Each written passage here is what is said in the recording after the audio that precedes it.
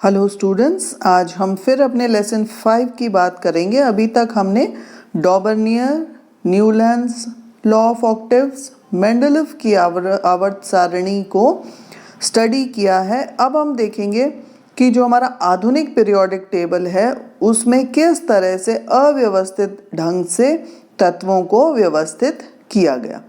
अब इसके अंदर जैसा कि आप वर्कशीट में देख रहे हैं कि सबसे पहले जो आवर्त सारणी है, अन्य वैज्ञानिकों के मतानुसार कि तत्वों के गुणधर्म उनके परमाणु द्रव्यमान के आवर्त फलन है, ये अन्य वैज्ञानिकों ने दिया।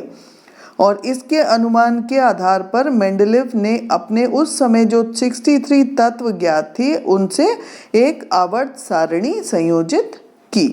अब मेंडलीव की आवर्त सारणी में क्या हुआ कि कुछ समस्थानिकों की स्थिति स्पष्ट नहीं थी और इसी कारण से उसकी आवर्त सारणी में कुछ परिवर्तन किए गए।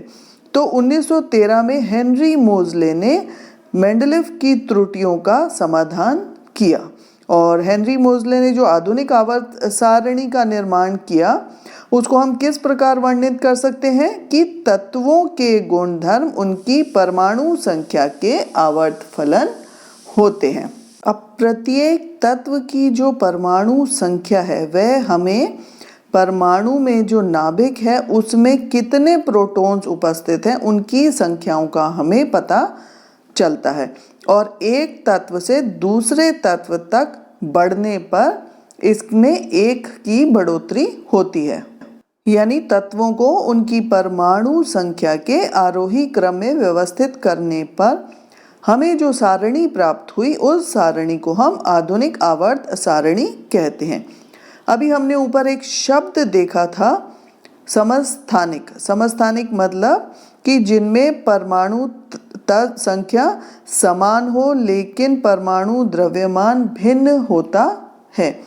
अब जैसे कि हम अपनी आवर्त सारणी देख रहे हैं, इस आवर्त सारणी में हमें नज़र आ रहा है 7 पीरियड हैं और 18 इसमें ग्रुप हैं। तो ये आधुनिक आवर्त सारणी है। अब इसमें अगर हम देखें, मान लो कार्बन है तो कार्बन के 2 समस्थानिक होते हैं, जैसे कार्बन 12 और कार्बन 14। तो इन क्योंकि ये परमाणु संख्या समान है तो इसलिए उनको एक ही जगह पर आधुनिक आवर्त सारणी के लिए रखा गया। और मेंडलीव की आवर्त सारणी में समस्थानिकों की स्थिति स्पष्ट नहीं थी, हाइड्रोजन का निश्चित स्थान नहीं था और कुछ तत्व जैसे कोबाल्ट और निकेल हम देखेंगे उनके परमाणु द्रव्यमान के अनुसार उनका क्रम जो है वो अनुचित था। तो ये सीमाएं थी मेंडलीव की जो आधुनिक आवर्त सारणी के द्वारा दूर की गई। अब हम देखेंगे कि आवर्त सारणी जो आधुनिक आवर्त सारणी है उसमें मेंडलीव के दोषों को कैसे दूर किया गया। अब आवर्त सारणी में समस्थानिकों की स्थिति स्पष्ट की गई। मीन्स अगर हमने परमाणु संख्या के आधार पर तत्वों को रखा है तो समस्थानिकों को एक ही स्थान मिल रहा है और कोबाल्ट की स्थिति और निकेल की स्थिति परमाणु संख्या के अकॉर्डिंग जो है वो सही है। परमाणु संख्या क्योंकि एक पूर्ण संख्या है इसलिए हाइड्रोजन और हीलियम के बीच में कोई भी तत्व नहीं है। अब हम प्रश्नों की बात करेंगे। तो पहला प्रश्न कह रहा है कि आधुनिक आवर्त सारणी का निर्माण किसने किया और आधुनिक आवर्त नियम क्या है।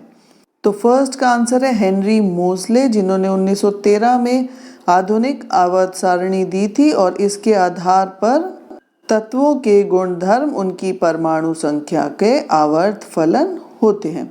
तो ये आधुनिक आवर्त सारणी का नियम है जो हमारा सेकंड क्वेश्चन का आंसर है। अब हम अपना अगर थर्ड क्वेश्चन देखें तो हमारा थर्ड क्वेश्चन क्या कहता है कि मेंडलीव की आवर्त सारणी में 3 त्रुटियां वो हमें बतानी है और आधुनिक आवर्त सारणी में उनका समाधान किया गया। तो ये त्रुटियां क्या थी, वो त्रुटियां हमें बतानी है मेंडलीव के पीरियोडिक या मेंडलीव की आवर्त सारणी की, जो कि पहली है समस्थानिकों की स्थिति स्पष्ट नहीं, हाइड्रोजन को एक निश्चित स्थान नहीं मिला था और कुछ तत्वों के परमाणु द्रव्यमान के अनुसार अनुचित क्रम थे। तो ये थी मेंडलीव की आवर्त सारणी की 3 त्रुटियां। अब हम अपना 4th क्वेश्चन देखते हैं कि आधुनिक आवर्त सारणी में समस्थानिकों का पता कैसे लगा और कोबाल्ट व निकेल को स्थान कैसे निर्धारित हुआ। तो आधुनिक आवर्त सारणी में, क्योंकि आधुनिक आवर्त सारणी परमाणु संख्या के आधार पर दी गई, इसलिए जो है समस्थानिकों को एक ही जगह दी गई। और कोबाल्ट व निकेल का अगर हम देखें तो परमाणु क्रमांक के अनुसार अगर हम इन्हें रखें तो कोबाल्ट परमाणु संख्या 27 पहले आता है और निकेल परमाणु संख्या 28 बाद में आता है। तो यह भी बात आधुनिक आवर्त सारणी के द्वारा दूर हो गई। होप स्टूडेंट्स ये वर्कशीट आपको क्लियर होगी, समझ में आ गई होगी। क्वेश्चन आंसर्स करें इसके। And thank you for watching this video.